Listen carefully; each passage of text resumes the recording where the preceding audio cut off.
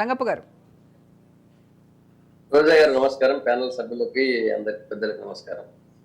రోజా గారు, కాంగ్రెస్ పార్టీ ఒక ప్రణాళికాబద్ధంగా రాజ్యాంగ వ్యవస్థల్ని, స్వతంత్ర సంస్థల్ని డ్యామేజ్ చేసి వాటిని బద్నాం చేసేటువంటి ఒక పని కట్టుకుంది.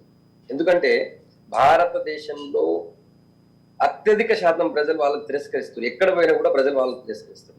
ప్రజలు వాళ్ళని తిరస్కరించగానే ఇక అది ఈవీఎం ట్యాంపర్ అయింది, ఆడలేక మధ్యలో కూడా అన్నట్టు ఈవీఎం ట్యాంపర్ అయిందని చెప్పడానికి మరి హిమాచల్ ప్రదేశ్ లో మీరు ఎట్లా గెలిచారు, కర్ణాటకలో ఎట్లా గెలిచారు?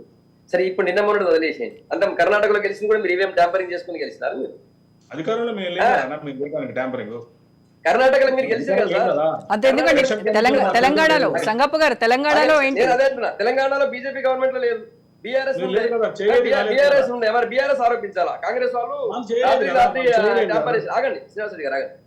అయితే ఇది రాజ్యాంగ వ్యవస్థల పైన ఒక ఏమంటానికి అయోమయాన్ని, ఒక భయోత్పాతాన్ని సృష్టించి భారతదేశాన్ని అస్థిరపరచాలన్నటువంటి ఏకైక కుట్ర కాంగ్రెస్ పార్టీ. మరి భారతదేశంలో ఉంటూ వీళ్ళు భారతదేశం ఎందుకు అస్థిరపరచాలనుకుంటారంటే వాళ్ళ చేతిలో దొరకట్లేదు.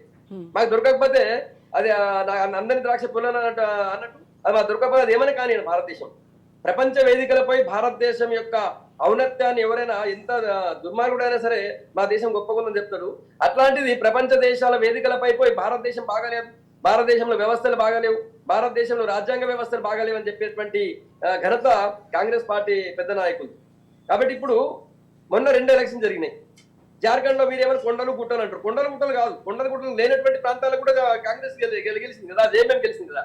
మొత్తం జార్ఖండ్ మొత్తం కొండలు గుట్టలు ఉండదు సార్. అలా కొంత పాటు కొండలు గుట్టలు ఉంటుంది, కొంత మైదానం ఉంటుంది. మైదానం ఉన్న చాలా చోట్ల కూడా జేఎంఎం గెలిచింది. మరి వాళ్ళు కూడా అక్కడ ట్యాంపరింగ్ చేసుకున్నారా?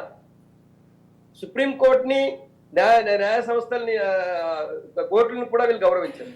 రాజ్యాంగ వ్యవస్థలు, ఎలక్షన్ కమిషన్ ని గౌరవించారు. చివరికి ఇప్పుడు ఇది నేనేమంటా అంటే, సరే వీళ్ళు గెలిచిన చోట ఏం మాట్లాడతారు అంటున్నారు. కాంగ్రెస్ గెలిచింది కదా, మరి కర్ణాటకలో, తెలంగాణలో గెలిచింది కదా. తెలంగాణలో బీజేపీకి రాలేదు, తెలంగాణలో మా బీజేపీకి సీటు రాలేదు, బీఆర్ఎస్ కూడా రాలేదు. మరి కాంగ్రెస్ వచ్చింది. ఇక్కడ ఎవరు ట్యాంపర్ చేసినట్టు? రేవంత్ రెడ్డి గారు ట్యాంపర్ చేసినట్ట?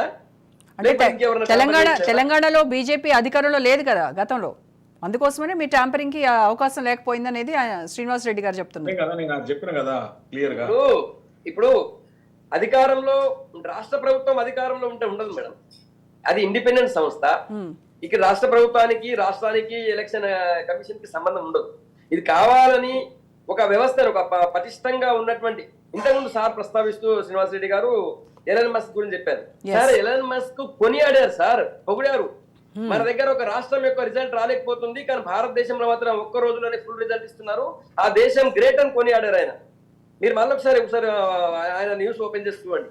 భారతదేశంలో ఉండేటువంటి ఎన్నికల ప్రక్రియని, కౌంటింగ్ ప్రక్రియని ఎలన్ మస్క్ కొనియాడారు, పొగిడారు, ఆయన ప్రశంసించారు. ఆయన ప్రశంసలు కూడా మీరు తప్పుగా తీసుకొని దాన్ని మీ వైపు మలుచుకుంటే ఎట్లా? ఈ రోజు భారతదేశంలో బీజేపీ గెలిచినా, బీజేపీ ఓడిపోయినా, ఏ పార్టీ గెలిచినా, ఏ పార్టీ ఓడిపోయినా కూడా ఇది ఒక అద్భుతమైనటువంటి ఈ ప్రక్రియ. ప్రపంచ దేశానికి మనం ఆదర్శంగా ఉన్నాం, మనం ప్రపంచ దేశానికి ఆదర్శంగా ఉన్నాం మనం. దాన్ని కావాలని మీరు ప్రజల్ని అయోమయపరచడం అనేటువంటి కుట్ర, ఇది భారతదేశం అస్థిరపరిచే కుట్ర. రాజ్యాంగ వ్యవస్థలు అన్నింటి 60 సంవత్సరాలు అధికారంలో ఉన్నప్పుడు 60 సంవత్సరాలు భారతదేశంలో చరిత్రను వక్రీకరించి ఓటు బ్యాంక్ కోసం, ఓట్ల కోసం దేశాన్ని అల్లకల్లోలం చేసినటువంటి ఘనత కాంగ్రెస్ పార్టీ. ఇప్పుడు భారతదేశ ఆర్థిక వ్యవస్థ ఒక్కసారి 5వ స్థానానికి ఎగబాకి 11వ స్థానం నుంచి ప్రపంచంలో భారతదేశానికి మంచి పేరు వస్తుంది. దాన్ని చూసి సంతోషించాల్సింది పోయి నాకు రాలేదు అధికారంలో కదా, మీరు అధికారం రానప్పుడు ప్రజల తరఫున పోరాడండి. మేమన్ని చోట మేము అధికారంలోకి వస్తలేము. ప్రజల తరఫున అధికారం లేని చోట పోరాడండి, ఖచ్చితంగా నెక్స్ట్ ఎక్కడో అవకాశం ఇస్తారు. ప్రజలు కాంగ్రెస్ పార్టీ తిరస్కరిస్తున్నారు సార్, మీరు అది గుర్తుంచుకోండి. మీరు ఈవీఎంలైనా, బ్యాలెట్లైనా, ఏదైనా సరే ప్రజలు తిరస్కరిస్తున్నారు, దాన్ని యాక్సెప్ట్ చేయండి. Right, okay. శ్రీనివాస్ రెడ్డి గారు మీ పాయింట్ చెప్పండి. ఇప్పుడు ఒకటి ఆయన ఏమంటున్నారు